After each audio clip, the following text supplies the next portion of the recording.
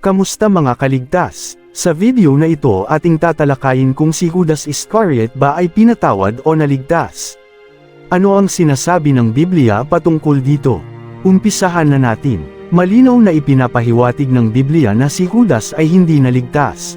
Sinabi mismo ni Jesus patungkol kay Judas, ang anak ng tao ay papanao, ayon sa nasusulat tungkol sa kanya, datapwat sa abanyaong taong magkakanulo sa anak ng tao. Mabuti pa sana sa taong yaon ang hindi na siya ipinanganak. Mateo Kapitulo 26 versikulo 24. Ito ang malinaw na paglalarawan ng walang hanggang kapamahalaan ng Diyos at ng kalayaan ng tao na gumagawang magkasama.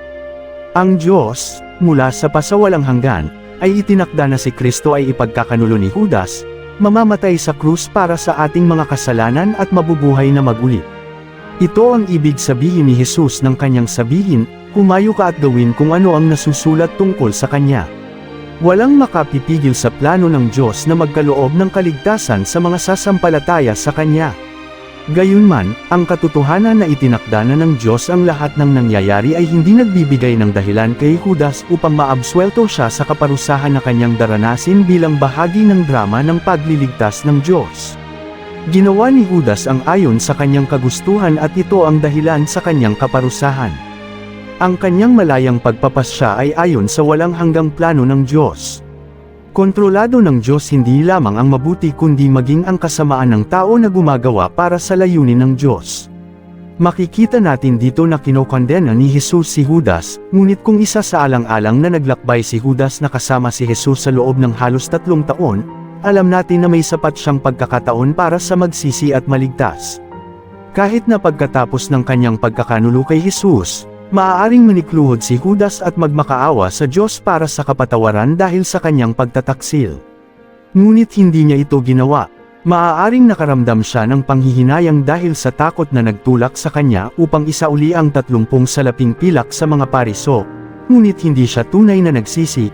Sa halip, pinili pa niya ang magpakamatay, isang pagpapakita ng kanyang pagiging ganap na makasarili. Mateo Kapitulo 27 versikulo 5 hanggang 8. Sinasabi sa Juan Kapitulo 17 versikulo 12, patungkol kay Judas, samantalang ako'y sama sa kanila, ay iningatan ko sila sa iyong pangalan yaong mga ibinigay mo sa akin, at sila'y binantayan ko, at isa man sa kanila'y walang napahamak, kundi ang anak ng kapahamakan, upang matupad ang kasulatan. May isang pagkakataon, na maaaring naniwala si Judas na si Jesus ay isang propeta o posibleng maaaring naniwala siya na si Jesus ang Mesiyas. Isinugaw ni Jesus ang mga alagad upang ipangaral ang ebanghelyo at gumawa ng mga himala, Lucas Kapitulo 9 versikulo 1 hanggang 6. Kasama si Judas sa grupong ito. May pananampalataya si Judas, ngunit hindi iyon ang pananampalataya na naging iligtas. Hindi kailanman naligtas si Judas ngunit sa miksing panahon, siya'y naging isang tagasunod ni Jesus. Mga kaligtas, sana mayroon kayong natutunan sa video na ito. Maging aral ito sa bawat isa. Mag-ingat tayo sa mga maling katuruan. Pasama ng pasama na ang mundong ito at hinihintay na lang natin ang rapture. Kaya mga kaligtas, laging maging handa araw-araw. Si Jesus ang daan, ang katotohanan at ang buhay. Tandaan ligtas ang na kay Jesus, at ligtas ang may alam sa katotohanan.